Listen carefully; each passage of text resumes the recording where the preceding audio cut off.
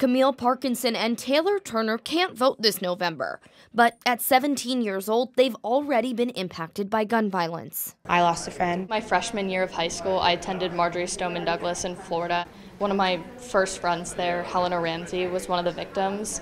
And I also did JROTC with the kid who shot up the school. Feeling the impacts firsthand, the girls felt the need to get involved. It pushed me to get out because I knew that she can't just die and the other 16 kids can't just die and nothing be done about it. Taylor moved to Pennsylvania after her freshman year in Parkland. Now, she and Camille are trying to make change happen through the midterm election by knocking doors in their district. We all want to be safe, and we all, don't want to fear going to school and getting killed. This cycle, they're knocking for Chrissy Houlihan. She's a Democrat running for Congress in a district held by a Republican since 2003. Houlihan is a veteran and a former teacher.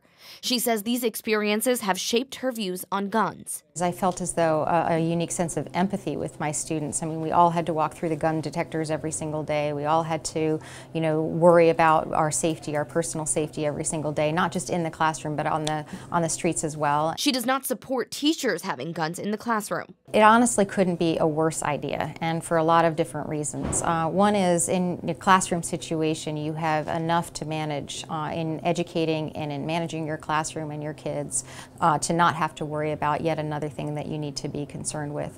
Secondarily, at least in my particular experience, the idea that I would be able to safely manage that weapon, I think is impossible. I had my cell phone taken a couple of times. Houlihan is in favor of closing the gun show loophole, restrictions on firing high-capacity magazines, universal background checks, and renewing the federal assault weapons ban. Is the assault weapons ban a sticking point for you? Well, for me, it's really not. For me, having come from a military heritage and from a military family, I really believe that the Second Amendment is something that is there to protect and defend. And I believe in good and responsible gun ownership. But I also believe that those kinds of weapons, assault weapons, belong in the hands of people who are trained appropriately for them and don't belong in civilian hands. It's a political risk in a district that's been red for 15 years, but Houlihan believes on this issue, Pennsylvanians will get on board.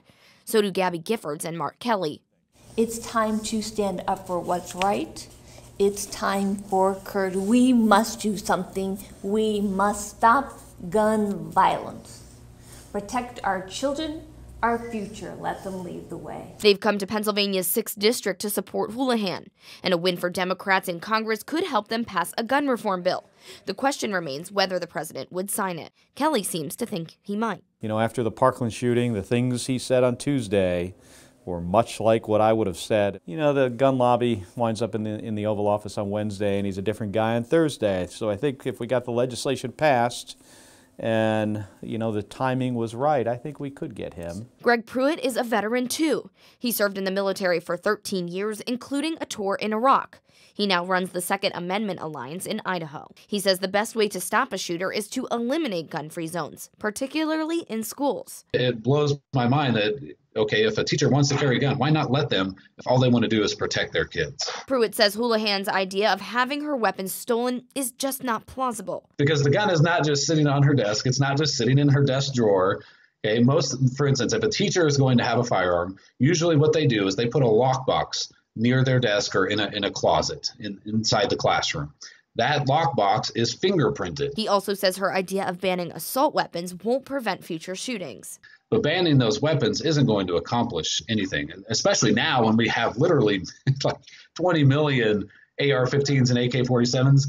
They will be in existence forever. You're not going to dry that up. So it does confuse me a little bit how veterans who have sworn an oath to defend the Constitution, and the Second Amendment obviously is part of that they're okay with the government just coming in and infringing on all of these things. Both Houlihan and Pruitt see their side as the best means of protection in preventing mass casualties in a shooting.